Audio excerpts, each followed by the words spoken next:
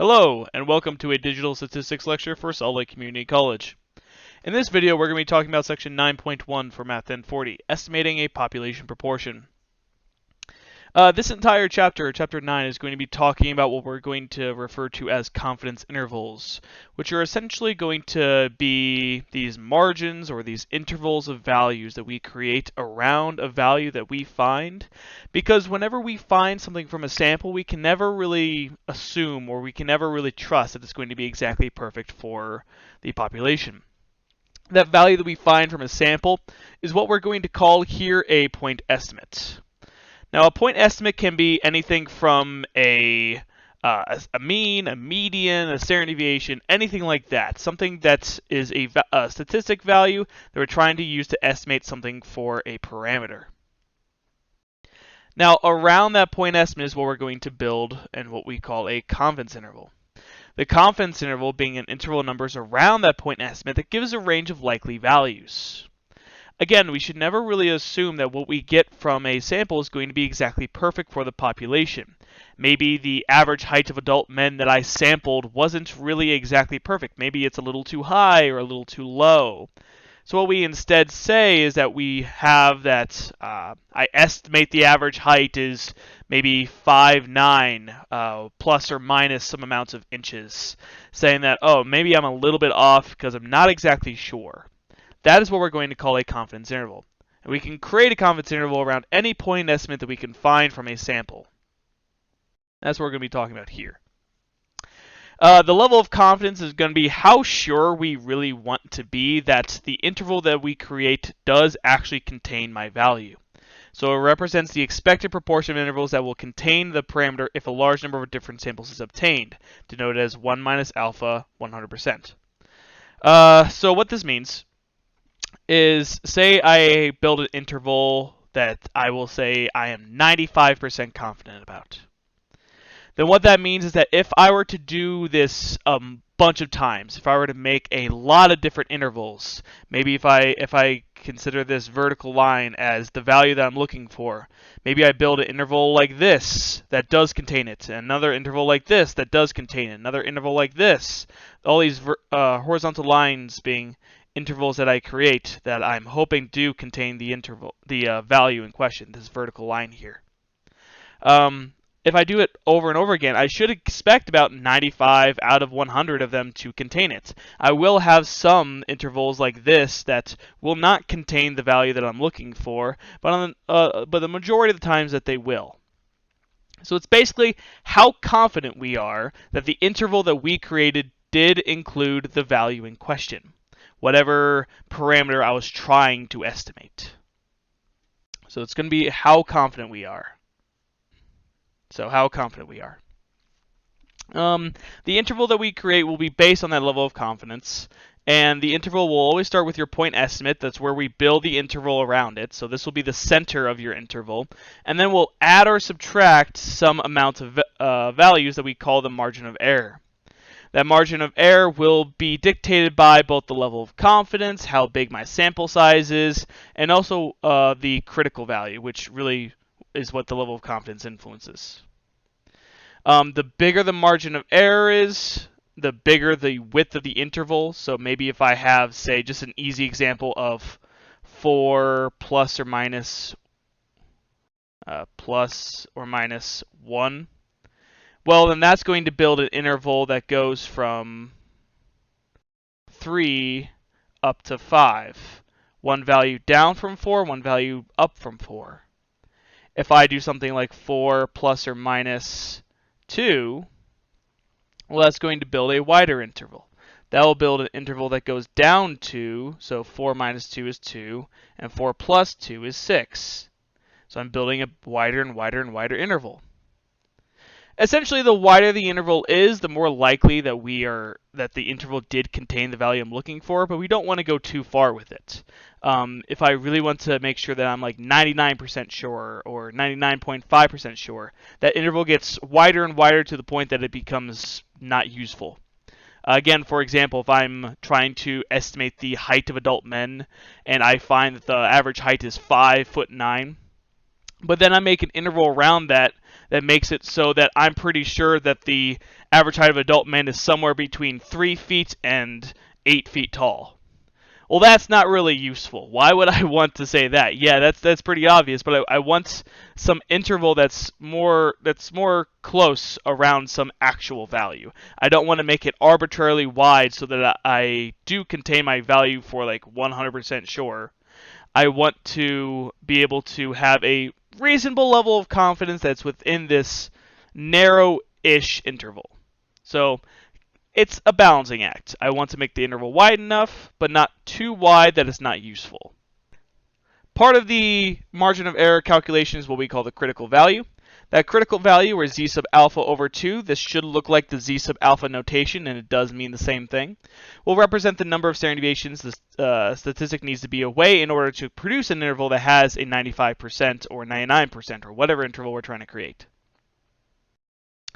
Overall, what we're going to do to find z sub alpha over 2, first we're going to take the confidence level and sketch a normal distribution. This should sound just like chapters 7 and 8, something that we should be used to. Whatever level of alpha we have, the level of alpha is going to be the area in both the outer takes. So that should just say alpha is the area in both the outer takes, or in the tails.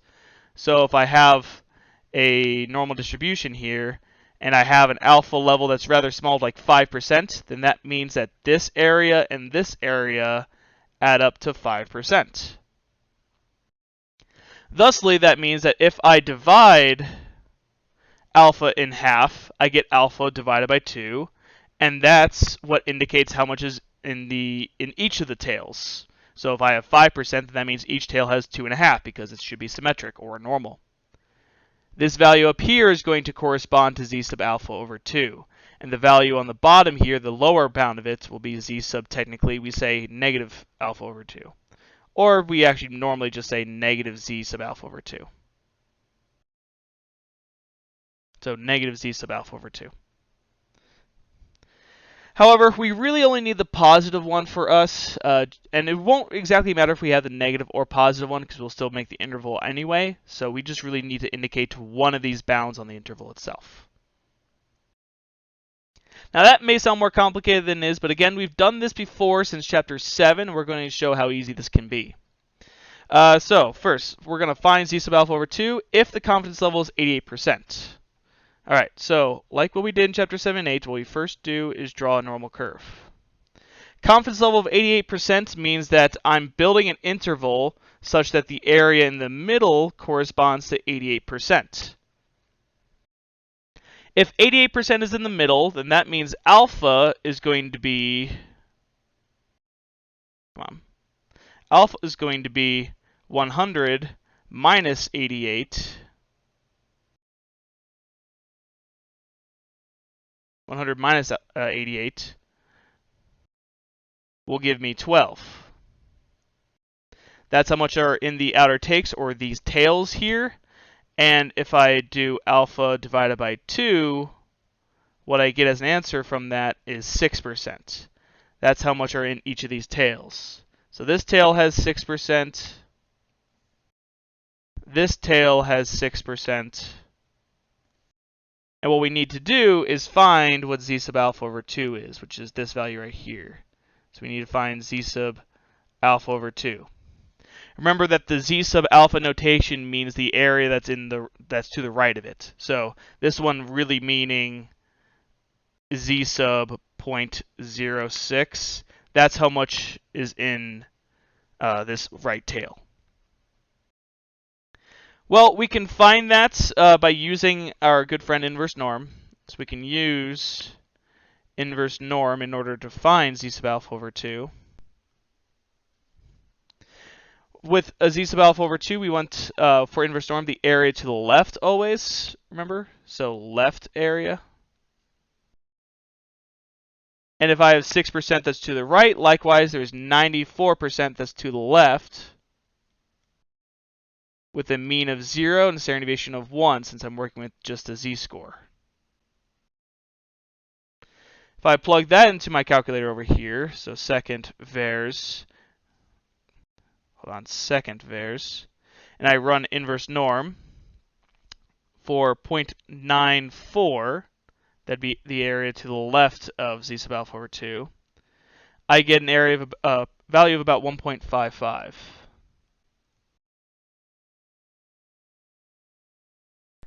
Now that would be my value for z sub alpha over 2.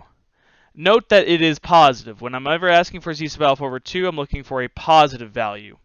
However, we could have done this in a little bit of a sneakier way. What I could have done instead was focus on this value down here, technically negative z sub alpha over 2. If I find that one using inverse norm, which would have an area to the left of 0.06, if I find that one instead, with mean of 0 and standard deviation of 1 still, what I get is negative 1.55. So I could have also found z sub alpha over 2 by finding the lower one and then just making it positive, because they should be evenly split.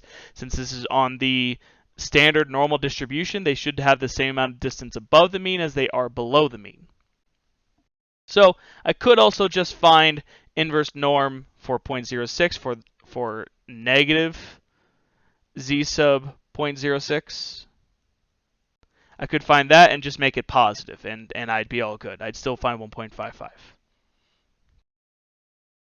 Okay, so that's something that's most of the time going to be done in the background, but make sure that you know what's going on here. We're still working with normal distributions.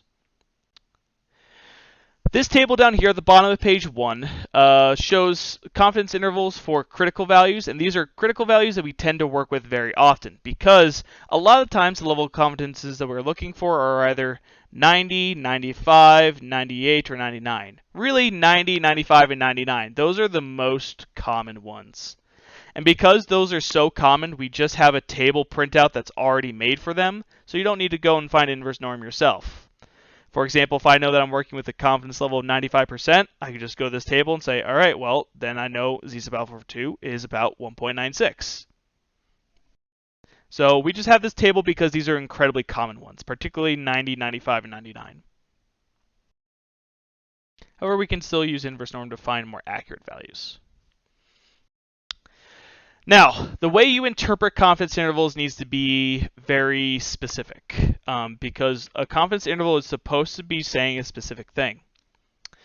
Whatever confidence level you have, maybe 95%, maybe 99%, you say that that 99% confidence interval indicates that 99% of samples of size n, so whatever sample size you're working with, from the population will result in an interval that contains the population parameter.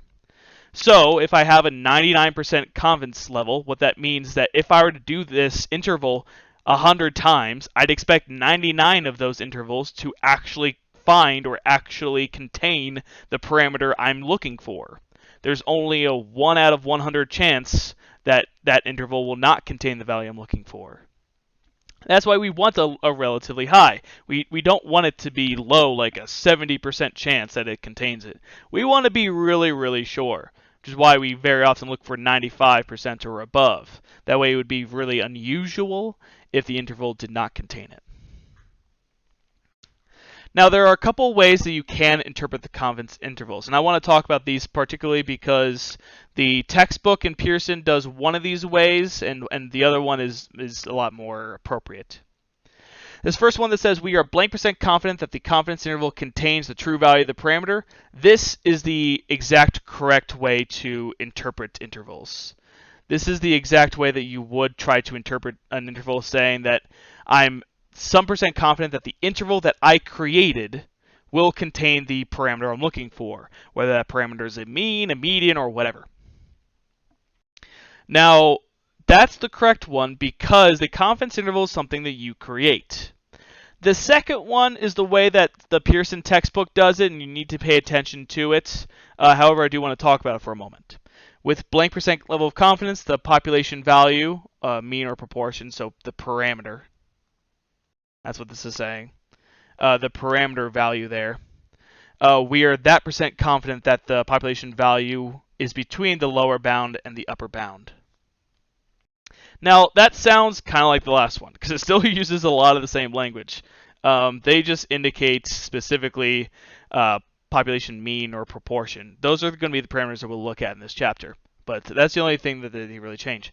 But the reason why these two sentences are different. Notice the order here. The first one says we are blank % confident that the confidence interval contains the parameter. That's what we are typically looking for. That's what we're typically trying to indicate here. However, the second one says with that % level of confidence, the parameter is between the lower bound and the upper bound, which is the interval. The reason that I personally do not like that, and the reason that I wanted to talk about this is because that's trying to put the level of percentage, the level of confidence on the wrong thing. The interval is something that you created with the point estimate that you find from your sample and a level of confidence that you come up with. That's what you are creating. The parameter is an unknown value, and you shouldn't really make any confidence statement or probability statement about something that is inherently unknown. So when you relate the percentage of confidence to a parameter, which is something that you should not know about, then it feels wrong, and it does not really correlate correctly. However, that's a little bit of a nitpicky thing. I will be honest about that. I know the textbook does do it like this, does do it with the percentage of confidence relating to the parameter of interest first. So know what they're doing, but try to understand what I'm talking about in terms of why that probability statement is wrong, or why that percentage statement is wrong, rather. Now, what you should not say, for sure, this is going to be true regardless who you talk to, is that you should not relate the percentage of confidence as a probability. You should not say the probability that the interval contains the parameter is that %. It's really the probability that if I were to do this 100 times, etc., etc. It's something more along those lines, like how many of those samples would actually contain it. So do not make it a probability statement. It's supposed to be how confident you are in the creation of your interval. That's the best way to say this. If you are in my class, so if you are in Mr. Woodward's class, make sure that you know this first one, because that's how I'm going to test it, and that's how I'm going to grade it. Make sure that you understand how to interpret it this way. We are going to do a few examples, and I'll make sure to address both. Now, when you construct a percentage confidence interval for the population proportion, and that's what we're going to do first, is population proportion. Here we have a qualitative data that's one or two outcomes, so it's kind of like binomial distributions as well. And you would find the interval by finding a lower bound that's defined by this formula, and the upper bound that's defined by this formula. Here we take the point estimates and we add or subtract some amount of standard deviations, so z sub alpha over 2 really is what that should say. Z sub alpha over 2. So some amount of standard deviations times what the standard deviation is. So the value plus how far I go, or the value minus how far below it I go. This square root should look familiar as the standard deviation for proportions that we talked about in Chapter 8. However, what we're going to do in most instances to find this is I'm not really going to do most of these by hand. What I'm going to show you is the program that we will use that is in our calculator. If you hit stat, so if you go into stat, and then after stat you go over to the test section, you will see a lot of tests, and this is where we're going to be for the remainder of the class for chapter 9, 10, and 11. All of our functions are going to be over here. What we want, since we're making a confidence interval, what we want is what we, if you scroll down, you see a lot that say test, but after a while you'll see some that say interval. The one that we're looking for is right here, 1 prop z int.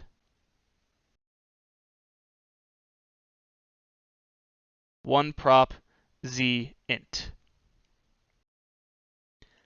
Now, if you notice, a lot of the functions in this section have very similar names, and they're very easy to get flipped up.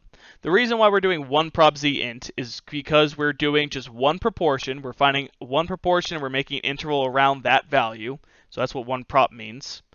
Z, because if you look at the formula, it is based on the z statistic that will change in just a moment when we get into means. So that will be different in a bit. But it is based on the z statistic. And int because we're doing an interval. Doesn't mean int as an integer like random int means random integer. Here, int means interval. So you're doing one proportion confidence intervals based on the statistic z. Okay. So, other than that, what we have here, before we get to some examples, we have a couple other things. It must be the case that np1 minus p is greater than or equal to 10, and n is less than or equal to 0.05 of capital N, or 5% of capital N. Those two conditions should look very familiar because we did those in Chapter 8. Those are the two conditions we need to verify normality. We're going to add also onto that you should also check for simple random sample. So I'll say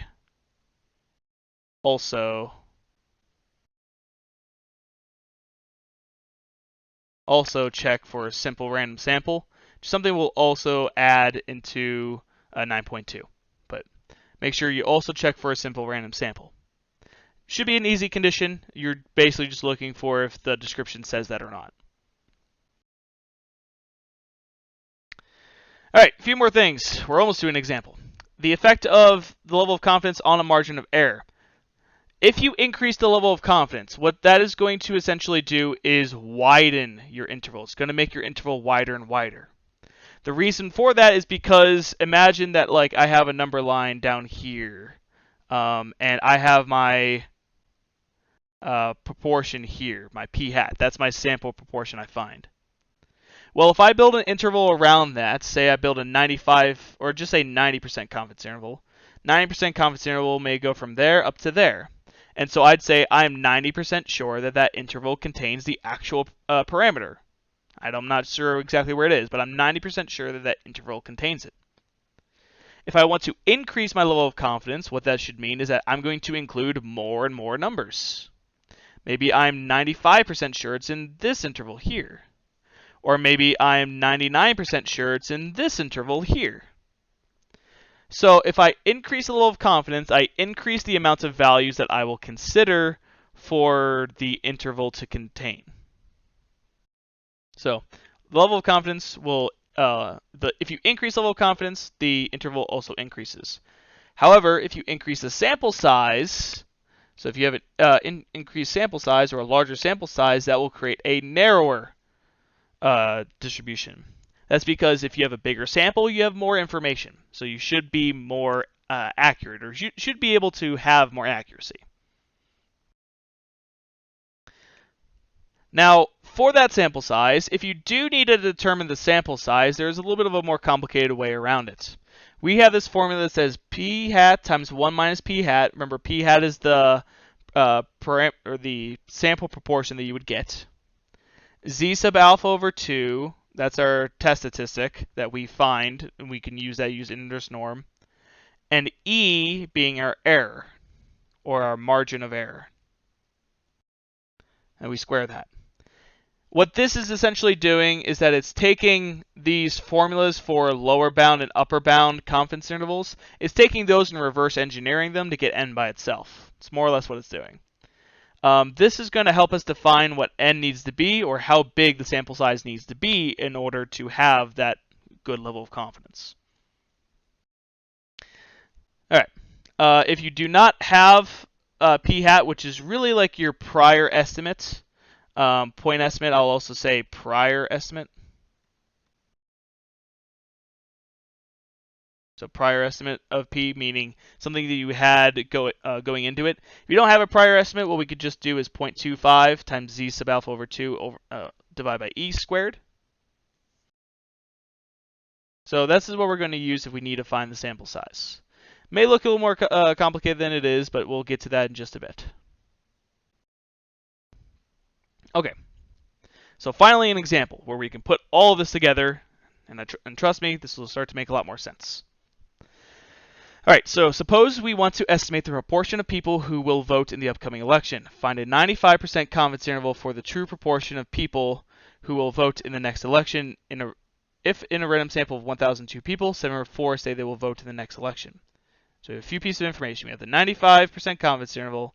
We have a proportion because we have 704 out of 1,002. which should be close to just 0.7. I think it's 0.702 or so. Whoa. We can find what that proportion is.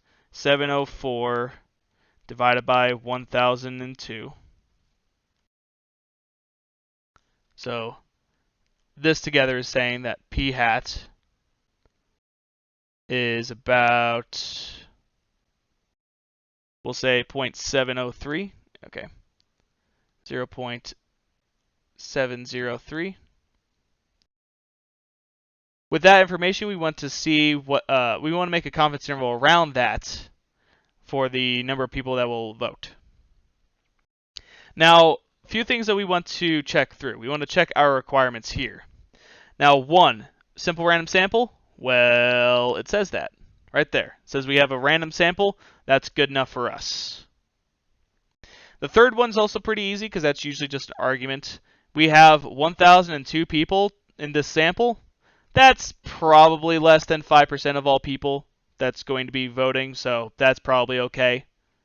But this one we definitely need to do more calculation. We can do 1,002 times my p hat value, which we just calculated, is 0.703 times 1 minus 0.703. We can find what that is, and we want to make sure that that's bigger than 10. Doesn't really matter what it is as long as it's bigger than 10. This is essentially just saying our sample is large enough for the proportion. If it is not large enough, that means we would need to have more people. 0.703. A lot of statistics is really about this balancing act.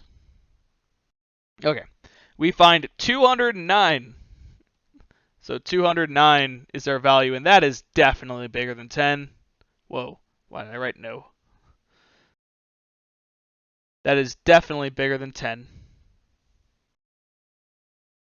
So we should be good there. It means all the conditions have been met. We are good on all 3 fronts. Now to find our confidence interval, now we can run through our program. Here we're going to run one prop zint. Okay, remember that's in stat, it's over in tests. I believe it's on A, yeah, so it's on A. When we run one prop zint, we're looking for 3 prompts. We're looking for x, we're looking for n, and we're looking for a C level. Alright, now x and n. Those may not be too obvious unless you consider what we're working with. We're working with proportions here. So a proportion is supposed to be how many values out of the total have some characteristic. In this case, that's what we just did. We did 704 out of 1,002. 704 are the amounts of people with that statistic out of the total sample size of 1,002. So that's going to be the 2 values that make up our proportion. C, or C level, that one should be a lot more obvious. That one's going to be 0.95. As you put those in, also, people with TI-83s rejoice, because finally you are joining us with wizards. Except at this point, you probably didn't have too many of them. But this one you should. If we put these values in, so 704, 1002, and 0.95. 95% is a very typical one. What we get is the following confidence interval. We get 0.67429 up to 0.7309.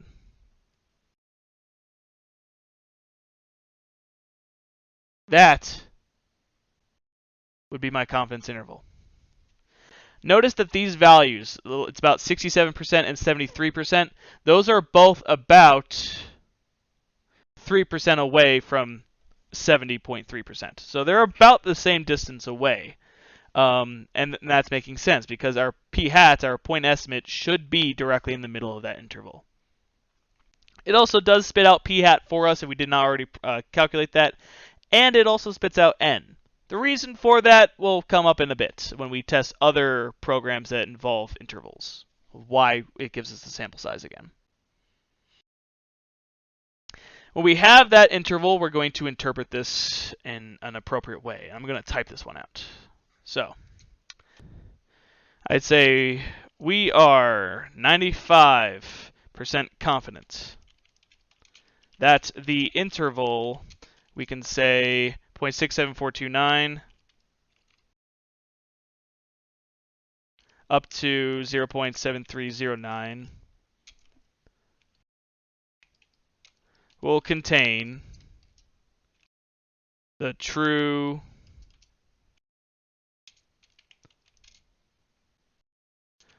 value for the proportion of people who will vote. That is probably the best way that we can interpret that, or put that into an interpretation context. Note that I start off with the level of confidence that we have. We are at some percentage level of confidence. Once I have that percentage of confidence down, then I indicate what the interval was, because what I'm supposed to be confident about is the interval itself. So I'm that percent confident that this interval will contain the true value for the proportion of people who will vote. This last part of the sentence, this I'm just getting from the context of the situation. We were looking at a proportion of people who will vote in an upcoming election. So I'm supposed to be confident about the true parameter for that. So, should go in this order: level of confidence, followed by your interval, followed by the proportion, or followed by the parameter of interest. Lastly, is it possible that only 60% of people will vote in the upcoming election?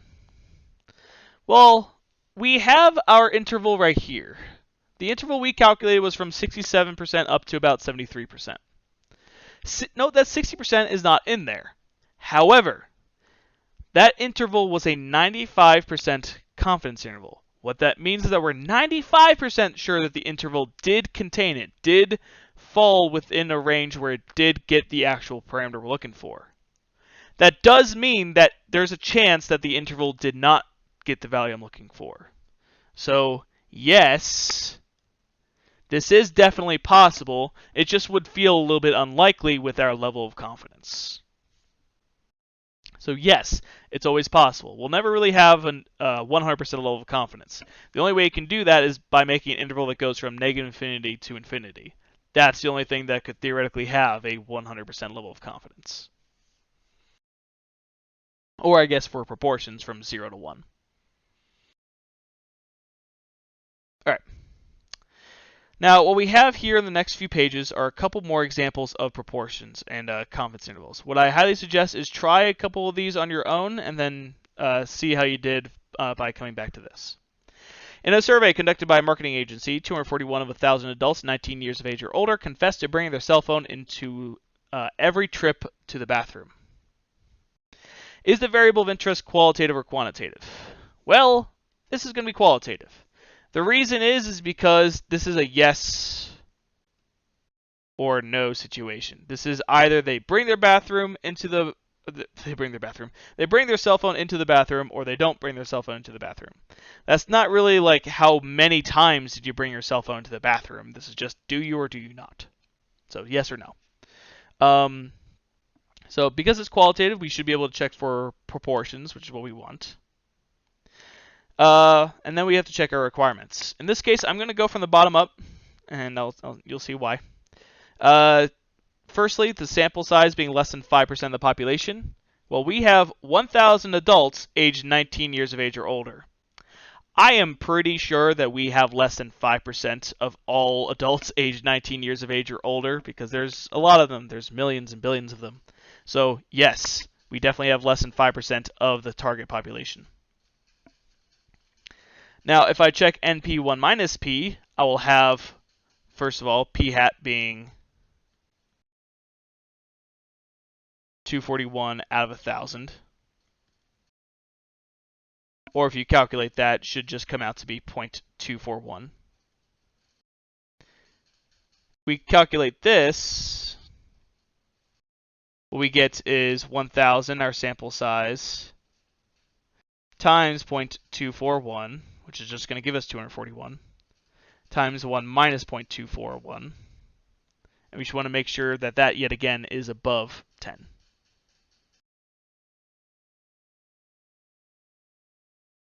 So we want to type in over here 1,000 times 0.241 times 1 minus 0.241. And what we get is 183-ish. So this comes out to be 183, which is definitely bigger than 10. So we're all good there.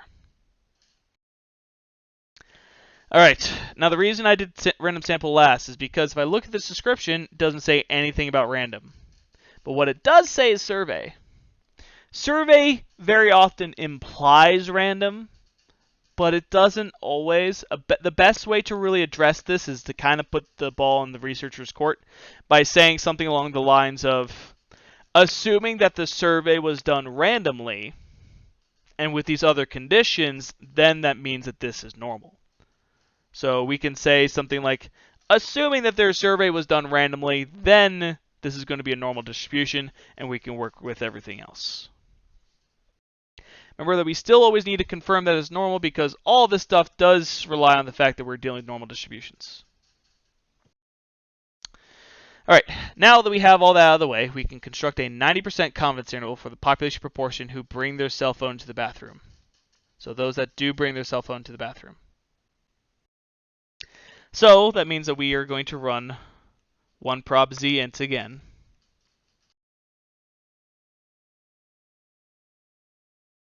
Here, x is going to be 241, the number of people that do bring their cell phone into the bathroom.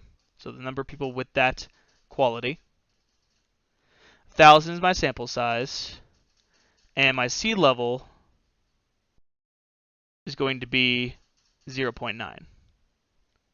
The 90% level of confidence. So we go to 1 prob z int, plug those values in, get 241 out of 1,000. Confidence level 0.9 now, so it's not as wide as the previous one. And we get an interval that is centered around 0.241. We get 0.21875 up to 0.26325.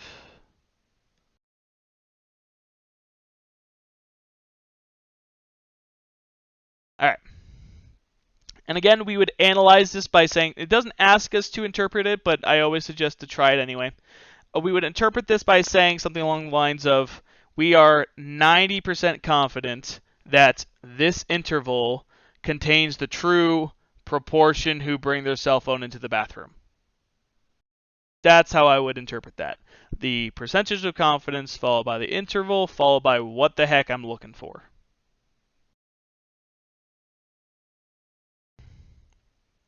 For the second part of this, it says construct a 90% confidence interval, so yet again, for the population proportion who do not bring their cell phone to the bathroom. Well, this is going to be another 1 prob z int situation. Our sample size is still 100, or 1,000 rather. Our C level is still 0.90. However, x being the number of people with this quality of not bringing their cell phone to the bathroom, that's not going to be 241 anymore. It's going to be the exact complement of that, which we can just do directly in our function. We can just do that directly in 1 prob z int. Here, where I have 241 currently set as x, I can instead just type in 1,000 minus 241 and hit enter, and it gives us 759. So it can do a little bit of that math for us. What we get instead is an interval that's centered around 0.759. We get 0.73675 up to 0.78125. And we would interpret this by saying, I am 90% confident that that interval right there, the one I just wrote down, contains the true proportion of people who do not bring their cell phone into the bathroom. When in doubt, for wording things, look up into the description to see how they worded it. It's the best way to do a lot of it. All right, so that's a couple examples of working with confidence intervals. On this next page, we have a few more confidence interval questions, but they're going to be asking us a couple different things.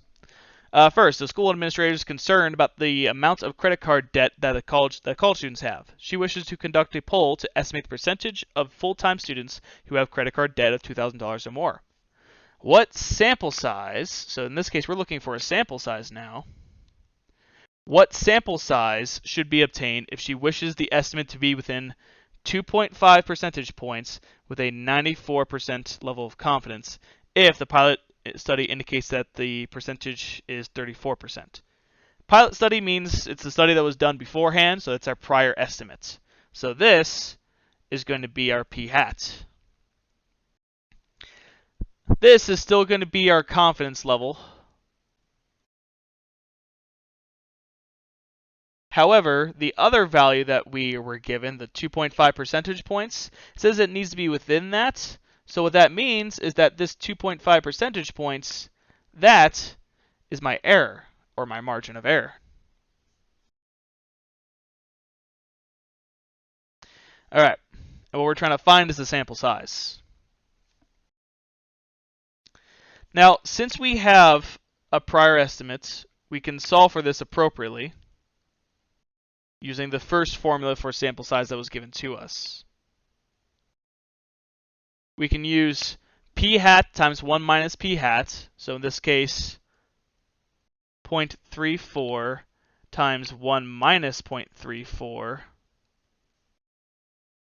times the quantity of the z sub alpha over 2 value divided by the margin of error squared. The margin of error is 2.5 percentage points, so that means 0.025.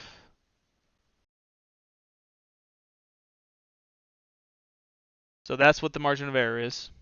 However, z sub alpha over 2, that takes a little bit more work to do. In order to find that, what we're going to need to do is work with inverse norm to find that value.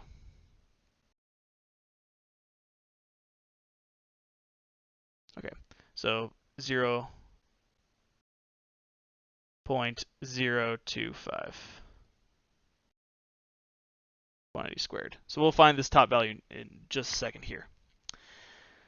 All right, so with inverse norm, we want a confidence level to be 94%. So that means 94% is in the middle here, which means 6% are in the sides or 3% in each. So we're looking for z sub 0.03. So I can use the area of 0.97. That would be the area to the left here.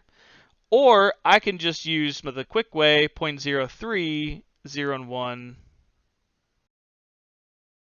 and just take the positive version of this. So I'll say 1.8808.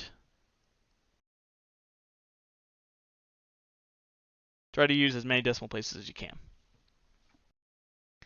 Now, what's actually funny here is that it does not matter at all whether you kept it positive or negative. If this is negative or positive as 1.8808, the squared value here is just going to make it positive anyway. So it doesn't actually matter which one you use. So you have a little bit of a freedom there. All right, now running through with that, we can do that appropriately. So 0.34 times 1 minus 0.34 times 1.8808, the value we just found above, divided by 0.025 quantity squared. So I type it in just how I wrote it down here. And what we get is 1,270.07.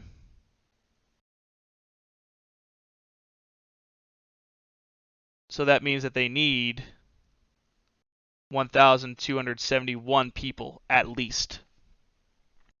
Because n needs to be this or more, then they need at least 1,271. 1,270 will not cut it. So this is the value that they need. Okay. Secondly, what if no prior estimates are used? So basically we don't have this 0.34 number anymore. Thankfully, we do have a formula for that. We have that if no prior estimates are used, we're just going to use 0.25 times 1.8808 because it's still under the same level of confidence, still have the same margin of error. Those values are all the same. The only thing that changes is this number here. Now, where 0.25 is actually coming from is that they're plugging in 0.50 for the proportion here and for the proportion here. And 0.50 times 1 minus 0.50 gives you 0.25. It's essentially trying to maximize how big the sample size needs to be. So, what we can do is run that program or that formula one more time, but just change the beginning value there. Just change it to be 0.25 instead of 0.34 times 1 minus 0.34.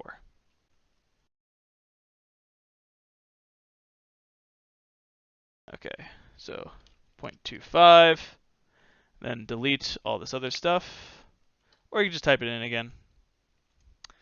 And we get 1,414.9.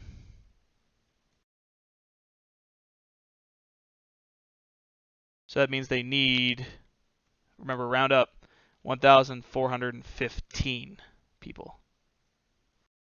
Notice that they need more because there is no prior estimate. They have less information to go off of, so they need to get even more people to make a good interval.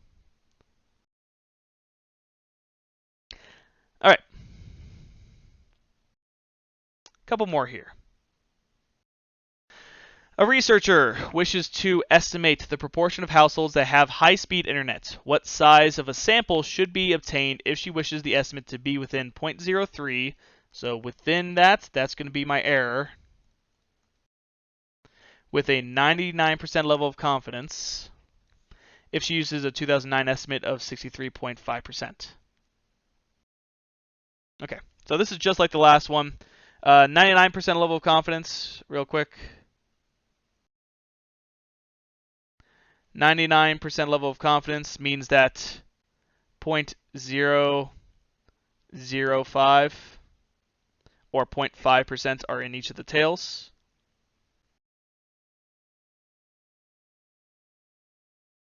So that's also how much is in this tail here, 0.005. Okay, then we can find our sample size appropriately. So n will equal our prior estimate of 0.635 times 1 minus 0.635. My margin of error is 0.03. This quantity is going to be squared, and we just need to find with inverse norm what this top number is going to be. So second vars, inverse norm. In this case, we could just use 0.005 and use the positive version of this, or you can use 0.995 if you want to.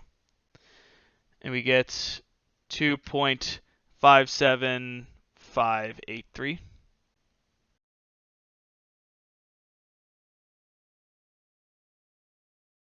If you also notice, this level of confidence was one that is on the table before, so 99% level of confidence. You go back up to page 1, it'll be right there, 2.575. So it is also provided for us if you want to use that table instead. All right. If we run through with this, on my calculator here, we get 0.635 times 1 minus 0.635. Whoa. 635 times 2.57583 divided by 0.03 to the second power.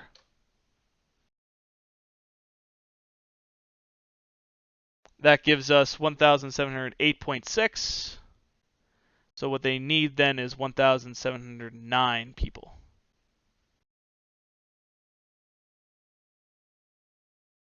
Or I guess in this case, they're looking at households, aren't they?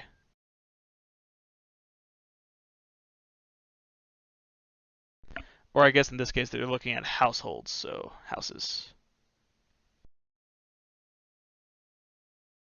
Okay, so 1,709 houses. Secondly, she does not use any prior estimates. What that means is that this part here just becomes 0.25 instead. So 0.25 times all that stuff we just did. So times 2.57583 divided by 0.03 squared. We should get a higher number than 1709. So here we get 0.25 times 2.57583 divided by 0.03 squared. We get 1,844 people if we round up, so 1,844 houses. Sorry, not people. And that covers both of those. Remember, you can always check this if you wanted to. You could check this by plugging in that sample size and finding what the confidence interval would be, and making sure that it is within the right margin of error. All right. If the lower bound is 0.465 and the upper bound is 0.925 with a sample size of 800 for a confidence interval, we want to find what the point estimate for the population proportion of p hat is. Well, that sounds kind of weird, but we are given these two values. We are given a value down here of 0.465. That's the lower bound on some interval. We're given an upper bound of 0.925. And if we're looking for p hat should be directly here in the middle. So we should be able to find that by putting these two together and cutting in half. So 0.465 plus 0.925. And if I divide that in two, I get the value right in the middle of them. So 0.465 plus 0.925. Enter, divide that by 2, and we get 0.695, which is my answer here.